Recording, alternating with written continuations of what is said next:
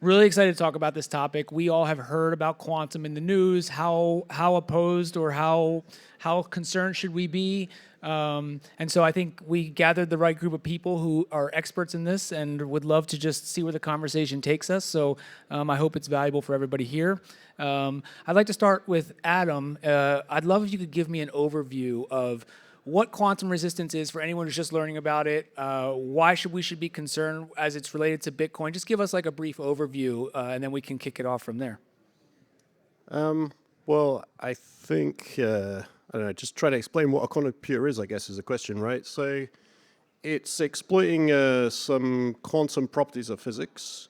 And I think Richard Feynman and people were the originators of the concept, and it's evolved since then. So in the early 2000s, I was working in Canada with a startup doing privacy tech. It's called Zero Knowledge Systems. And some of those local universities in Montreal had some of the top kind of theoretical quantum researchers. And so I went to some of the courses to learn this new area of cryptography. And so after that, I kind of loosely tracked it. I mean, I'm not the hardware guy, I'm the mathematics guy, right? Applied cryptography. So, it's gradually improving, and a lot has happened between 2001 and 2026, 25 years. There's been an enormous amount of progress. The research is delivering new and interesting results, but the deployed hardware today is quite weak. It can't do anything generally that a very low-powered classical computer can't do, and there remain quite a lot of physics challenges in making them work. There are competing architectures, and the architectures have different trade-offs. So some are better at one property, some are better at the other. So you can't, if one physical architecture can achieve one property you want, and another one can achieve a different property, you can't necessarily combine them because they're incompatible hardware. So eventually, the hope is that they achieve a combined architecture that has viable capabilities in all of the important characteristics, and that proves to be scalable. So we're not there yet, but we might get there, and it's a little unpredictable when that is. So I think, from the Bitcoin protocol perspective, the safe thing to do is to implement some quantum readiness, get ecosystem consensus on it, and give people a way to opt in to being quantum ready, and have it ideally be so that you can observe what proportion of coins are quantum ready to this data. And then, if the hardware starts to accelerate in terms of its capabilities, then people can accelerate in their adoption, and they've got a method to do it. But people that care a lot about long-term storage can do it early. Yep, thank you. That makes sense. And then, Mitchell, from your perspective, how concerned should we be for the Bitcoin network? How real is this in the short and long term from your perspective? And I'd love to hear everyone's opinions on that, but we'll start with Mitch. Yeah, thank you, Nick, and I appreciate the simplified breakdown for us, Adam. To me, and this is the case with most Bitcoin upgrades, the risk is rushing an upgrade more so than quantum. And like Adam said, the physical capabilities of the hardware, it's just not there yet. And at best, it's a few years on the horizon. So making hasty upgrades to Bitcoin's consensus is, to me, the far bigger threat. And none of the circles I'm in are seriously concerned about the threat of quantum in the really short or medium term. Alex, what do you think? Yeah, I think, first of all, I entirely agree that rushing is not what we want to do at all. And I also agree with what Adam said, that the path of progress is somewhat unpredictable. And I think, combining those two things, I think it only makes sense to start preparing now. And I think it's fantastic. I was actually kind of reminiscing a year ago. I was on a panel with Jonas from Blockstream and a few other folks, and it was the only panel on quantum. And now I think this entire program is all about quantum at this conference. And I think that's good, because I think this is a discussion that needs to be had. If we don't want to rush, then I think, we should start to have a sensible conversation now to ensure that we are prepared for Q-Day whenever it happens. Because, we have to remember that this isn't just about a conversation, right? There's a lot of research that needs to happen, and there's a lot of engineering work that has to happen, and then there's a lot of consensus building that has to happen in the community, and then all the institutions that are built on top also have to integrate all this for the Bitcoin network to be truly secure. So for those reasons, this is why I don't really think of quantum computing talk as FUD. I think this is just something that, we should acknowledge and talk reasonably and soberly about. Yeah, and Bitcoiners, by and large, as we all know, are early adopters, and so that gives me some solace. The fact that we are talking about it now, whether it's a year, 3 years, 10 years, whatever into the future, these conversations need to be had. And like you said, it's becoming a bigger part of some of these discussions, which I find to be very bullish and gives me hope. So, Rick, I'd love to hear your thoughts as well. I'll just say, wow, how far we've come in the conversation the last 3 years or so when I started asking people about this. I started the quantum doom clock just to kind of, get the information out there saying, look, this is where things are right now. And then tracking it month by month, I send another update out. And when I started having that conversation, everyone was like, well, it's still 20 years away. There's all these problems. And we kind of went through the whole gamut of, first they ignore you, then they start fighting you, right? So we're now on they're trying to start joining us now. I think there's still a little bit of pushback and resistance, but I will say I'm very hopeful. Hunter Beast at Surmount Systems with the BIP360 proposal, I think is a really good proposal. He was telling me the updates he's going to do to it for BIP110 compatibility. I think a number of people in the room that care about block size and how much data you need to store when you run a node, that matters to you a lot. So I just think that the evolution over the last 3 years has been night and day. Adam, curious to hear your thoughts also on the BIP360 proposal and where you think that fits into the overall quantum resistance mechanism. So BIP360 it doesn't provide a post-quantum signature algorithm. So Blockstream research proposed shrinks, a kind of optimized version of the NIST core technology and some other factors. So I think there's, ultimately there's got to be a separate BIP that proposes a concrete signature algorithm. And what BIP360 does is it proposes an alternate way to than using Taproot, where there's a pub key at the top. So instead, you have two branches, one which is ECDSA or Schnorr, and the other one which is a post-quantum signature, so that you don't have to deprecate the top level. So it kind of gives you a way to opt in. There's some other argued advantages. So bear in mind that BIPs are just proposals, and there is feedback ongoing, and there's some dispute about whether it actually confers any advantage versus Taproot ultimately. So it's still being discussed, but it's helpful to get people thinking about different paths. I think for the hot topic, I don't know if you're going to get there, is what do you do about coins that don't move if and when it happens, right? BIP361 you're referring to? Yeah. Well, that was, the concept had been around for a long time, but of course Jameson had a go at poking the bear. So people love to have, it's not a very concrete conversation right now. So setting a fixed clock on something controversial, it's just going to create a lot of debate, which is what it did, right? So I think it's actually better to focus on post-quantum signatures, get those deployed, start to measure progress, and then you've got data to inform that discussion if and when it happens. So I think that's probably a better to have that conversation in two stages, basically. I'd love to hear everyone else's thoughts too, but on that, so whether it's BIP361 or something else, I'd love to hear as well, Adam, what do we do with someone like Satoshi's coins? Do we try to freeze them? I'm not advocating for that, but just curious of your thoughts. Do we advocate for freezing them, or do we just allow quantum to eventually let the market hack it and dump it on the market? Like, what's your opinion there? Well, that's the question that BIP361 takes one stance on, which is you freeze them.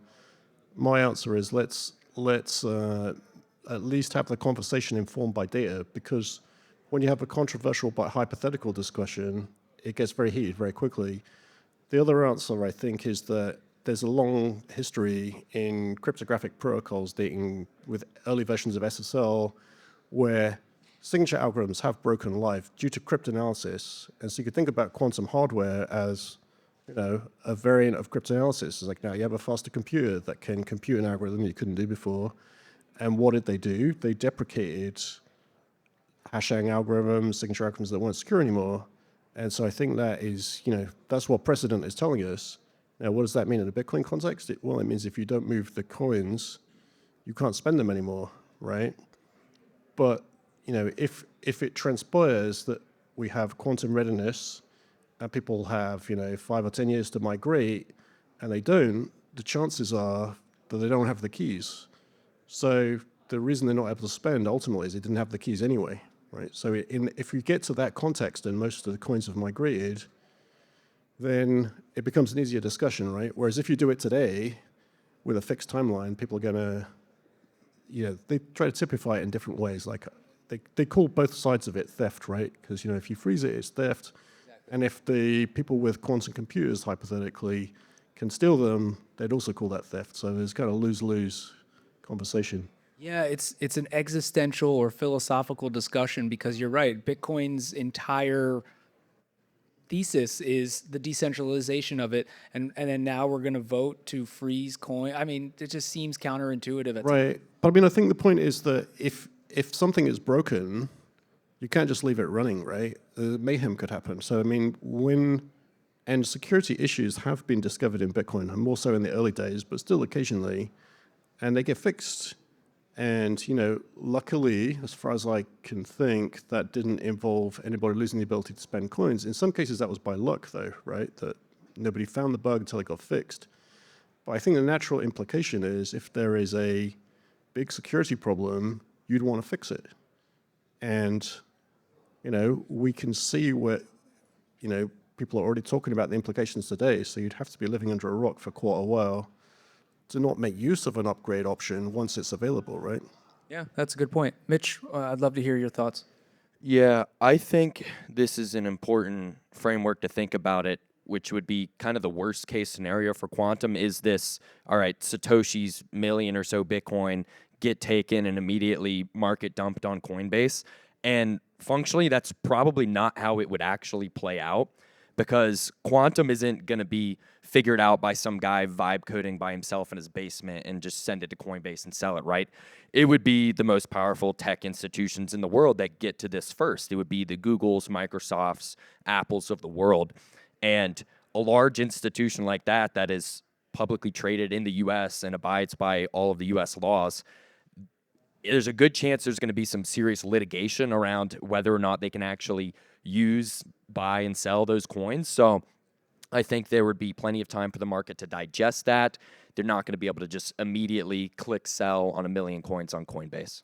And by the way, it's not just Bitcoin. I feel like Bitcoin gets all the stress about quantum, rightfully so. Like we should be talking about it, but it's traditional financial institutions that would also need to be concerned as well. It's not just Bitcoin. Obviously, all the other proof of stake coins as well. So I feel like Bitcoin, again, I'm glad it's at the center of the discussion, but we can't lose sight of the fact that there are larger implications for the entire industry or markets in general. But obviously, Alex, I'd love to hear your thoughts. Yeah, I guess first off, on the point of there's other bigger, juicier targets, it is true that financial institutions broadly use cryptography that is vulnerable to a quantum computer, but these institutions are all centralized, and these ledgers that they maintain can theoretically be reversed if something bad happened, right? And we've designed Bitcoin in such a way where that's hard, and that's like its feature, right? But I think it makes it this inability to reverse something quickly, I think, is possibly makes it more vulnerable. So I don't necessarily think that we should expect that the financial institution will potentially see damage from a quantum computer before maybe Bitcoin is looked at. In fact, we talk to a lot of quantum computing companies, and I have to say that a lot of them are thinking about, how do we think about Satoshi's coins? Are they digital salvage, or is this something that we could maybe use as a mechanism to monetize? By the way, some of these folks, like take IonQ, for example, these are public companies, that want to, potentially make money ultimately for their investors. So, and there's not a lot of good quantum use cases business-wise outside of cryptanalysis, right? So I think, I think that has to be accounted for, and so I think that's an important part of it. With regards to Satoshi's coins and what to do with them, look, I think it's important to note that it's not just Satoshi's coins that are vulnerable to a quantum computer today. So we maintain a product called the Bitcoin Risk List, which you can find on project11.com, and it's just a list of all of the addresses that are under exposed public keys, whether by basically key reuse, signing the same, from the same UTXO twice, or people that have lost, or they're using some old address types, but that's a total of 6.8 million coins, right? And so I think I agree, so that's much more than just Satoshis. By the way, Satoshis coins are spread out among a number of UTXOs over a large period, right? So if you were a quantum attacker, you're kind of got to grind through them, right? You're not really getting them all at once. I think that's a common misconception. Whereas, you actually could get like Binance's cold wallet all at once, potentially, just to pick a name off the list. But I think this is why I agree with the sentiment that we should focus on adding in the post-quantum cryptography that people can opt into, right, and solve kind of that problem first, right, because that I think is quite involved in and of itself. And I think we should defer the conversation potentially about what to do with the long tail of people who have died or have gone away, or these lost coins. I think should be deferred so as not to distract from the importance of ultimately preparing Bitcoin for the post-quantum future. That's a good point. Yeah, Rick. Satoshi's coins are probably going to be the last ones to be hacked, and a great illustration of that is the movie The Imitation Game. Has anybody here seen that? You're hacking. You've hacked the German encryption, right? So what's the first thing you want to do? Save the boats that they're about to attack. But if you do that, you reveal that you have the key, right? So I think it's probably the last piece. What I really want to do, what I would love to do, is be the first to get there. If you read up about me, that's the side of the house I'm on. I'm on the algorithm side in terms of building useful algorithms with quantum computers.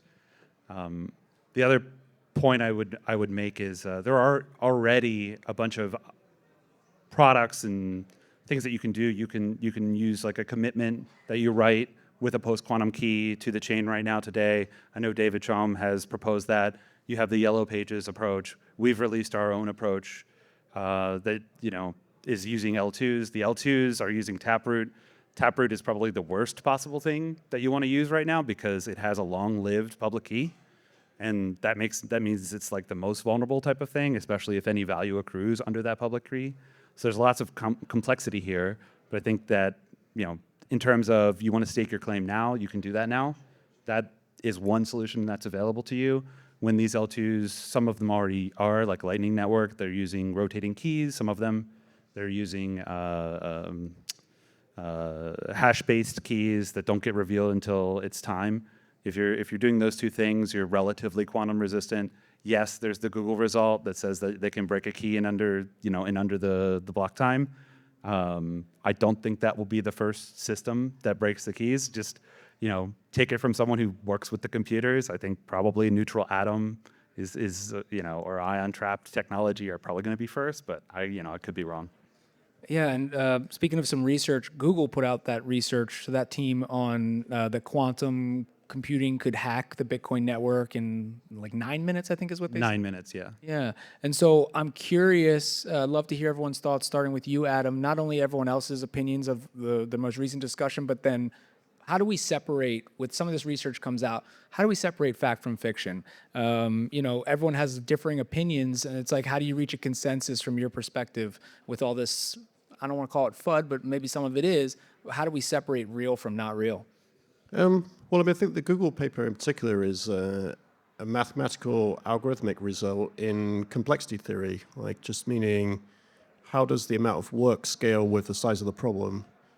And I think that's something people can verify who can understand the math, but the physical hardware is a little more complicated for the reasons Alex and I described earlier on here, which is, different factors are progressing, there's different architectures, and it's actually quite challenging to make a benchmark for it because there's nothing running that you can benchmark, really, right? So you've got the NISC stuff, which is kind of just run it with no error correction, but that's not, it doesn't produce a real result in a way. So, so I think, I've been thinking about it since the last few days' discussion that probably best you can do is, I think Alex had a table in his Up Next talk with the different architectures and their characteristics. So you could put the kind of benchmarks per architecture, and that would sort of illustrate, one of these architectures or a new one, might get there. Let's see how close each of them is on the vectors. Now, if something is fully scalable for one feature but can't do anything else, that effectively means you're not very close. But if somebody starts to fill the gaps in and they've got like 3 out of 4, okay, that's more, so you've got this kind of vector of, so that's one way to look at it. I think the other way to do it would be to say, let's say that it should be error corrected. And then, of course, we can't do anything now because I think, somebody with more hardware experience can confirm that the error correction, the error correction benchmarks of the best error correction is probably deficient in other respects, so that it can't execute a big problem. So I think the degenerate case, even for factoring, or the degenerate ECDSA is too big for it to run, so you've got no benchmark. And then you've got the other problem, which is, there's always a classical filter on the outside of it, because even with error correction, quantum computers produce noisy results, and then you have to test stream of outputs until you see some statistical build-up that, okay, this is probably the right answer. Now, in a full system with 256 bits, you're going to check a tiny minority of those results, and so this is a good approach. But when the problem size is degenerate, you end up testing more than the entire search space, which means it didn't do anything because you can give it random number generator and it'll still produce it.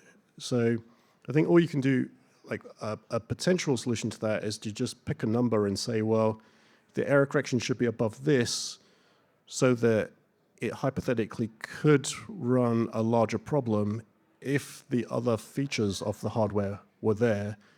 And then, just ignore the fact that you're sampling too much, because what can you do, right? It's not really a solvable problem.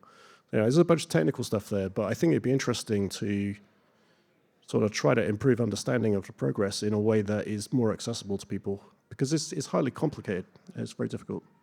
Yeah, I really agree with that. I think there's a big challenge here around just benchmarking. I mean, I think this is, there's obviously these theoretical results. The Google paper is one. There's another one from a team called Oratomic out of Caltech, which even got the number theoretically to the number of qubits you need to run Shor's algorithm down to 10,000 physical qubits.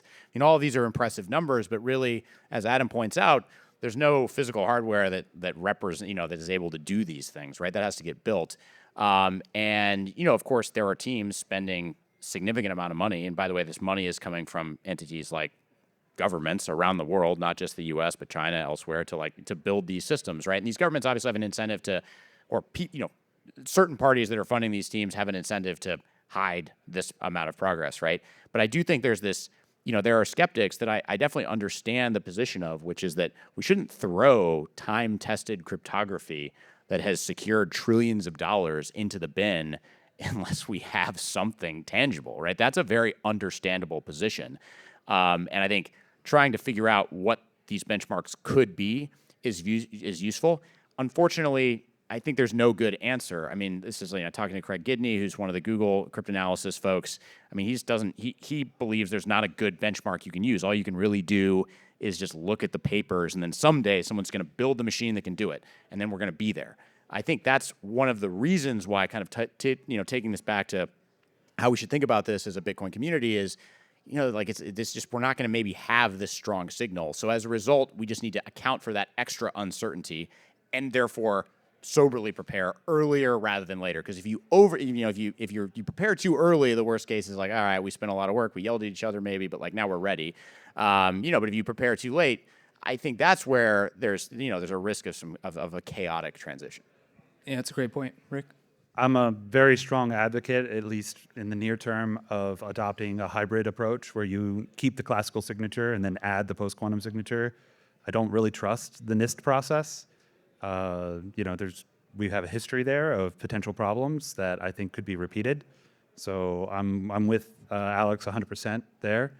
The other thing I would say is, learn to, stop worrying, learn to love the quantum, right? You're going to see really interesting commercial applications of these things much more before you see the keys getting broken. Also, I think that you probably will see keys on the order of 40 to 60 bits, maybe 70 bits get broken, and then 6 to 9 months later, when the next generation of the computers come out, they'll be able to break actual real cryptography. And that's dependent on the 10xing that we've seen the last 5 years, which is what's been happening we're going to go from 1,000 to about 10,000 qubits by the end of the year. We'll probably be at 100,000 qubits, depending on the type of system, by the end of next year. So this stuff is rapidly exploding, and it's really hard to describe sort of the exponential growth and capability of these systems. So it could just be a very overnight type of thing where you've got a really buggy algorithm. It takes 2 months to run, but it reliably breaks, like, let's say, a 38-bit key, and then 6 months later, they're breaking real keys. Do you think AI comes into play here as that continues to mature and build its own systems and technology? Will AI and quantum have some sort of a relationship over the next several years? I'm curious what you think, Alex. Let's blow everyone's minds even more. We'll just like layer on the AI with the quantum. Exactly. And to be clear, I am not even close to an expert on AI at all. But I think something Adam said that is like I think what's relevant here is how secure is this cryptography that we're relying on, and how we know it's secure. And I think AI and its capabilities for cryptanalysis or just hacking generally is another concern here, right? And is there a world where you could potentially AI could accelerate quantum progress? That certainly is possible. Is there a world where an AI somehow paired with a quantum computer could break things faster? That's certainly possible. So I think I don't really have anything more to say on AI other than just to say that, this is, another threat that Bitcoin might have to account for. And we have to just remember that as a community, like, we always, for this monetary standard that we all care about preserving, we just constantly need to be aware of these and not be afraid of the conversation. I think this kind of, is it threat or is it FUD? It's always hard because raising awareness of these potential issues that could be threats is sometimes perceived as FUD. But I guess I would encourage everyone to think about it, maybe not necessarily from that perspective, and more of like, hey, how can we future-proof these systems, with greater and greater confidence? On the AI, I mean, would it be fair to say if that potentially could accelerate how fast quantum is a legitimate threat, you could probably also say it could accelerate our ability to build a solution?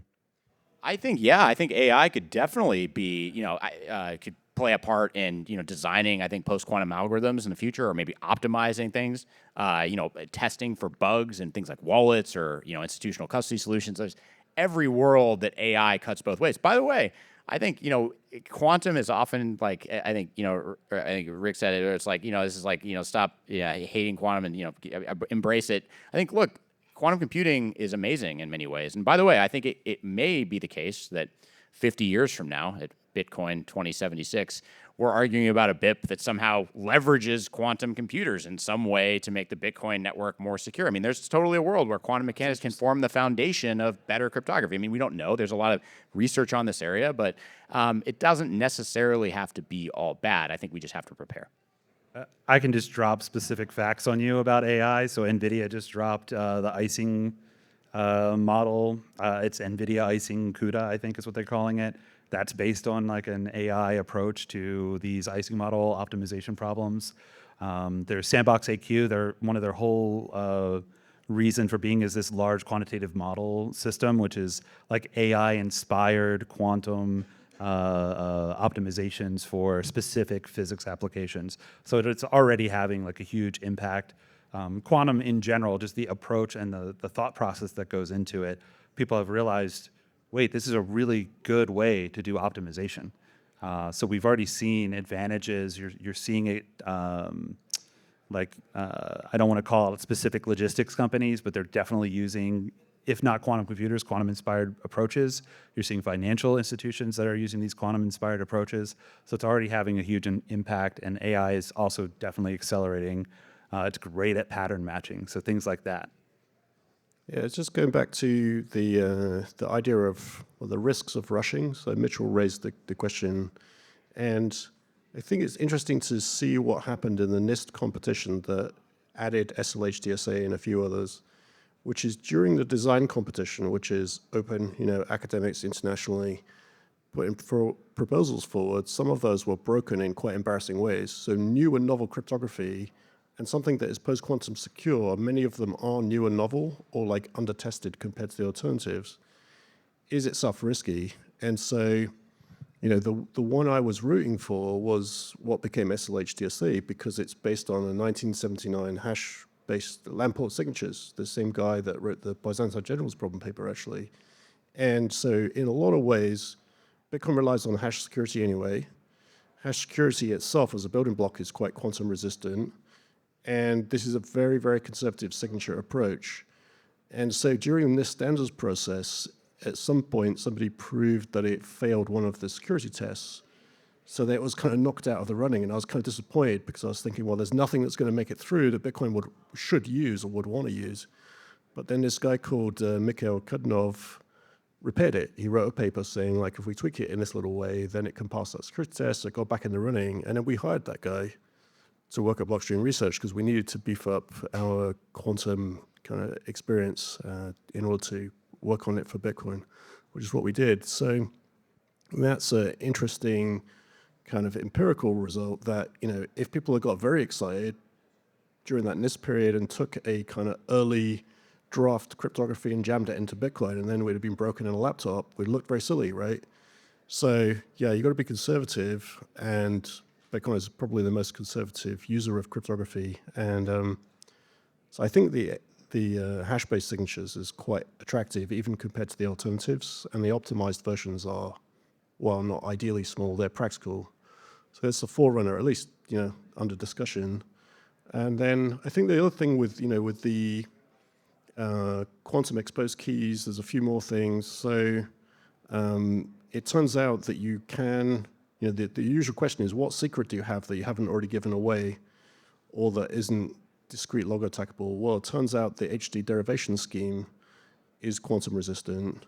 And so you can ultimately prove that you own a coin if it was derived since 2015, if it was HD wallet coin, right? It might be big, and some of the people in our research team are working on that to see how small you can make it.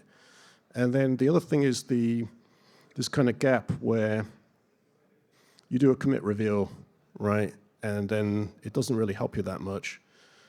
But there might be a way around that, which is in 2013, I proposed something called committed transactions, where you kind of do two-stage mining. In the first stage, the miners just mine a hash that they can't decrypt, some kind of encrypted commitment scheme. You mine that, and later you reveal the keys to it, by which time it's too late because it's already buried in blocks. And you could do it a few blocks later, or you could do it a day later. So I think that scheme has some advantages for. It was proposed in the context of making it harder for miners to censor transactions, but it could have a secondary benefit here, which is a commit reveal scheme where the quantum computer doesn't have anything it can attack until it's already buried. So that could be an interesting approach, but there are always going to be some keys left. People lost the keys are bare public keys. It was before the HD wallet schemes. Okay, if they don't move them, we're back to that prior discussion about what happens to them. My big takeaway from this discussion so far is, yes, sometimes fear of the unknown can help drive the incentives to fix the problem, but there's a lot of hope here, it seems, from this panel on the ability to do that, and there's already people working on it. You mentioned your team. Obviously, you guys are working on this as well, and so I have a lot of hope. Again, I want to underline that, and I think that's really what makes Bitcoin such an amazing community, is that hope, but also the drive to make sure that this continues on into the future, even beyond all of us. Yeah, I mean, I think the other thing is I've heard, because people who are running, custodians and ETF custody and that kind of thing are, they look at long tail risks because it's their job, it's their obligation, fiduciary obligation almost, right? And so even if they see something that's a long tail, they want to understand, characterize, is there a solution on the horizon? How short-term and materials at risk and that kind of thing. So you would hope that they would be early adopters of solutions. And I think the other question is, coin itself, the node software can adapt, but some of the systems out there today that people are using are quite old, unmaintained, and the custody is often using HSMs, which are like banking hardware that's been adapted with a partner. So there's a lot of people involved in so I'm just saying that could be a slow to upgrade firmware. So, if people are concerned about that, they should probably talk to their custodians, talk to their HSM manufacturers and say, do you have a plan to adopt what Bitcoin would come with you might want to start warming that up because that might take years all by itself, right? Yeah, and I was just going to say, oh, sorry. You're good. Yeah, I'll let you. I just quickly, I think people asked me. I was at a panel at MIT Bitcoin a couple weeks ago, and people were like, "Hey, Alex, you talk a lot about quantum. I mean, what do you think the likelihood of Bitcoin surviving a quantum computer is?" And I think the answer is 10 out of 10. I mean, Bitcoin is going to survive. There is absolutely no question. I mean, and then I was talking about the differences of Bitcoin that maybe makes it vulnerable versus like a centralized system. But look, Bitcoin is also incredibly resilient, far more than any of these centralized systems, right? So Bitcoin will certainly survive, but I think it's in all of our interests, everyone in this room, everyone at this conference, to ensure that the transition to the world of post-quantum Bitcoin is as orderly as possible. But I think I have every reason to believe that Bitcoin will exist in the future, and I have every reason to root for it. I mean, I believe this is the most incredible financial innovation of the 21st century and probably any century, and I'm certain that it's here to stay. I just want to echo what Adam said, and if you're an institutional, if you're relying on an HSM, you really need to be thinking about this problem right now. I think the sort of black swan probability is, less than 1% right now, but certainly going to be past 1% in, the end of 2027. I am on record saying that it's 5 to 20% in 2028. Maybe I'm a little aggressive with that, but I still think it's a very real possibility. So if you're trying to do real world assets or you're trying to put things on chain and you're an institution, you should really be thinking about what your strategy is and how you're going to solve it. And I think you should plan to have that solution in place sort of by the end of the decade at minimum, but more likely 2028, 2029. This has been a really encouraging conversation for me, and I, learned a lot from you guys. I'm an analyst, right? I'm not a cryptographer, and perhaps this bear market is a blessing in disguise because nobody was talking about quantum last year, and I tend to believe that narratives follow price action, right? The quantum topic really picked up when Bitcoin dropped to 60K in February, and this happens every bear market, right? Some narrative comes out and Bitcoin's dead, it's so over. This time it was quantum. I like y'all's approach where, get ready sooner rather than later. I think that's very prudent. But last summer or last May at this conference, everyone's talking about Treasury companies in a perpetual bid going to send Bitcoin to $1 million. And so, a year or two from now when Bitcoin's back at all-time highs, I imagine we won't be talking about quantum. So it's good to have these conversations now. And thank you. I agree with that sentiment. And I agree as well. The hope of talking to you guys about this, again, I'm not a cryptographer either. So having Adam and you guys here is just amazing. And so my last question for this group, to zoom out from the quantum discussion a little bit, but related, which is there's all these things to discuss. Obviously, there's the quantum mission that we need to get right. There's institutional adoption now coming in, which a lot of Bitcoiners have been saying for years, front run the institutions. I think we were right about that, but obviously retail needs to continue to adopt globally, not just in the US. And so starting with you, Adam, and then down the line, I'd love to hear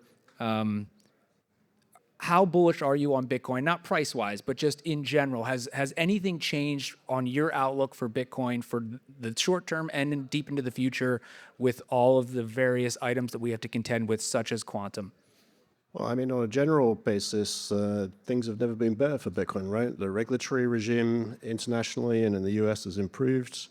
Institutions are gearing up for adoption. I don't think the actual numbers are there much yet, but 30% of BlackRock apparently is institutional, but I think the scope is a lot bigger. They just move slowly. A lot of innovation, Bitcoin layer 2s, still interesting layer 1 innovations from Robin Linus and others. So yeah, now is a good time for Bitcoin, actually. And I think, because one worry people have looking at it from the outside, there's a lot of esoteric things going on, right? Quantum computers are esoteric. Bitcoin, technical consensus is esoteric if you're not an open source developer and you haven't worked in the ITF or something. But, I think the point there is that if you give somebody a question that it doesn't matter, they'll argue about it forever. And if there are too many options, right? But if there's a pressing problem, it'll get fixed. I mean, there was an accidental fork in the BIP66 upgrade many years ago. It was resolved in the space of, half a day, basically, right? Less than that.